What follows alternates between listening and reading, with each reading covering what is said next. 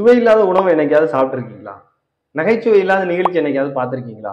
இந்த சுவை, நகைச்சுவை, வாழ்க்கை இந்த 3க்குமே ஒரு தொடர்பு ஒண்ணு இருக்குது. அத பத்தி தான் நம்ம இப்ப இந்த வீடியோல பார்க்க போறோம். வாங்க வீடியோக்குள்ள போகலாம். சுவை நம்மளுக்கு இனிப்பு, புளிப்பு, துவர்ப்புன்னு சொல்லி நெறைய வகையான சுவைகள் இருக்குது. அது இனிப்பு சாப்பிடும்போது நம்மளுக்கு ரொம்ப இனிமையா இருக்கும். அதே நேரம் கசப்பு சாப்பிடும்போது ரொம்ப கசப்பா இருக்கும். இந்த மாதிரி சுவைகள் நெறைய இருக்குது. அதேபோல நகைச்சுவை அப்படிங்கிறது ஒரு உணர்ச்சி. ஒரு நிகழ்ச்சிய பார்க்குறோம். அது காமெடியா இருக்கு, நகைச்சுவை இருக்கு அப்படின்னா நம்மளுக்கு ஆட்டோமேட்டிக்கா சிரிப்பு வரும். இந்த சுவை ஒரு பக்கம், நகைச்சுவை ஒரு பக்கம் இருக்கும்போது, இந்த 2மே இந்த வாழ்க்கையில சந்திக்குது. இந்த 3க்குமே ஒரு தொடர்பு ஒண்ணு இருக்குது. அந்த தொடர்பு நான் உங்களுக்கு ஒரு குட்டி கதை மூலம் விளக்க போறேன். அந்த கதைய நீங்க ஸ்கிப் பண்ணாம தொடர்ந்து பார்த்துக்கிட்டு இருங்க. ஒருவர் என்ன பண்றாருன்னா, ஒரு ஹோட்டல்ல சாப்பிட்டுக்கிட்டு இருக்கிறாரு. அவர் சாப்பிட்டுக்கிட்டு இருக்கும்போது, ஒரு மெதுவடை வேணும் அப்படின்ட்டு அங்க சப்ளை பண்ற பையன்ட்ட கேட்கிறாரு. அந்த பையன் ரொம்ப நேரம் கழிச்சு வடை கொண்டு வரான். "எப்பா ஒரு வடை கொண்டு வர்றதுக்கு உனக்கு இவ்வளவு நேரமா?" அப்படின்னு சொல்லி அவரு கேட்கிறாரு. "சார், நீங்க தானே மெதுவடை கொண்டாங்கன்னீங்க. அதான் மெதுவா வடை குடுக்குறேன்" அப்படின்னு சொல்லி அந்த பையன் சொல்றான். அவரு உடனே சிரிக்கிறாரு.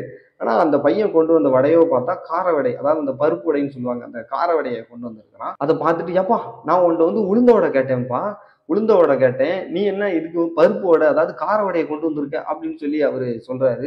"சார், இதுவும் உளுந்த வடை தான் சார். அது எப்படிப்பா உளுந்த வடை ஆக முடியும்?" அப்படின்னு சொல்லி அவரு சொல்றாரு.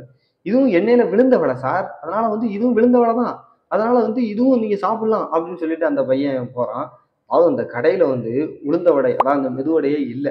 ஆனா அத எவ்வளவு சாமர்த்தியமா அந்த பையன் சமாளிச்சான்.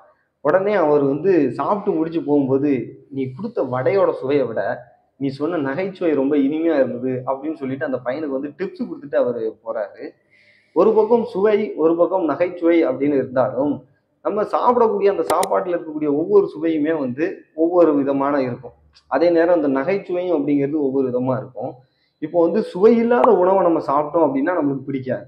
அதே மாரி நகைச்சுவை இல்லாத ஒரு நிகழ்ச்சிய பார்க்கறதுக்கு நம்மளுக்கு பிடிக்காது. அதேபோல இந்த வாழ்க்கையில மகிழ்ச்சி இல்ல அப்படின்னாலும், இந்த வாழ்க்கை நல்லா இருக்காது. இப்போ நீங்க இனிப்பான ஒரு சுவை சாப்பிடுறீங்கன்னு வச்சுக்கிடுவோமே, அந்த சுவை உங்களுக்கு ரொம்ப இனிமையா இருக்கும். ரொம்ப சந்தோஷமா நீங்க சாப்பிடுவீங்க. ஒரு கசப்பான சுவைன்னு வச்சுக்கிடுவோமே, கசப்பா அப்படின்னு யோசிப்பீங்க. காரம் கூட சில பேர் சாப்பிடுவாங்க. ஆனா அந்த கசப்பு நெறைய பேருக்கு பிடிக்காது. ஆனா வாழ்க்கையில நெறைய விஷயங்கள் கசப்பா தான் இருக்கும். ஆனா அந்த கசப்பு என்ன? அந்த கசப்புக்கு பின்னால என்ன இருக்கு அப்படிங்கிறத நீங்க புரிஞ்சுக்கணும். இப்போ பாகற்காய் இருக்கு. அது கசப்பா தான் இருக்கும். ஆனா அந்த பாகற்காயில நெறைய குணங்கள் இருக்கு. நெறைய நோய்களுக்கு மருந்தா வச்சிருக்கிறாங்க. அதனால அந்த பாகற்காய் மேல ஒரு வாழ்க்கையில ஒரு கஷ்டமான நினைவுகள் வருதுன்னு வைங்களேன், அந்த கஷ்டங்கள் எல்லாத்துக்கும் பின்னாலே ஒரு சில விஷயங்கள் நெறையாவே இருக்கு. அதனால கஷ்டமா இருக்கு அப்படின்னு நீங்க நினைக்கக்கூடாது. கசப்பான சம்பவம் அப்படின்னு நினைக்கக்கூடாது. அதிலேயே ஒரு இனிமையான ஒரு விஷயம் ஒண்ணு இருக்கும்.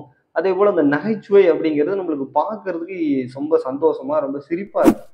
ஆனா மத்தவர்களை கேலி கிண்டல் பண்ணிட்டு ஒரு சில பேர்லாம் நகைச்சுவை பண்ணுவாங்க பார்த்தீங்களா? அது நகைச்சுவை இருந்தாலும் இன்னொருத்தரோட கஷ்டம் ஒண்ணு இருக்கும். எங்கேயுமே நகைச்சுவை அப்படிங்கிறது மத்தவர்கள இழிவுபடுத்தி வரவே கூடாது. நகைச்சுவை வேறு, இந்த சுவை வேறு. ஆனா இந்த வாழ்க்கை இந்த 3க்குமே ஒரு ரிலேஷன்ஷிப் ஒண்ணு உண்டு. சுவை எப்படி இனிப்பு, புளிப்பு, கசப்புன்னு சொல்லி நெறைய சுவை இருக்குதோ, அதே போல இந்த வாழ்க்கையிலே பார்த்துக்கிட்டீங்க அப்படின்னா துன்பம், இன்பம், கஷ்டம் அப்படின்னு சொல்லி நெறைய விஷயங்கள் ஒண்ணு இருக்கு. நகைச்சுவை அப்படிங்கிறது ஒரு உணர்ச்சி அப்படிங்கிறத மாரி இந்த வாழ்க்கையில ஒரு உணர்ச்சி இருக்குது. இந்த 3யும் இன்டர்லிங்க் பண்ணி பார்த்தீங்க அப்படின்னா, உங்க வாழ்க்கையில சுவை இல்லாம ஒரு சாப்பாடே இருக்காது. அதேபோல நகைச்சுவை இல்லாத ஒரு உணர்ச்சிகளே இருக்காது. சந்தோஷம் இல்லாத இந்த வாழ்க்கையும் இருக்க முடியாது.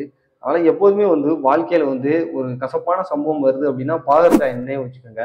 பாகற்காய் கசக்க தான் செய்யும். ஆனா நெறைய குணங்கள் இருக்கும். அதே மாரி வாழ்க்கையில கசப்பான நினைவுகள் இருக்கு அப்படின்னா, அது ஒரு நேரத்துல கசப்பா இருந்தாலும், அடுத்த நேரங்கள்ல உங்களுக்கு ஒரு பாடங்கள சொல்லிக் குடுக்கக்கூடிய ஒரு நிகழ்ச்சிகளா இருக்கும்.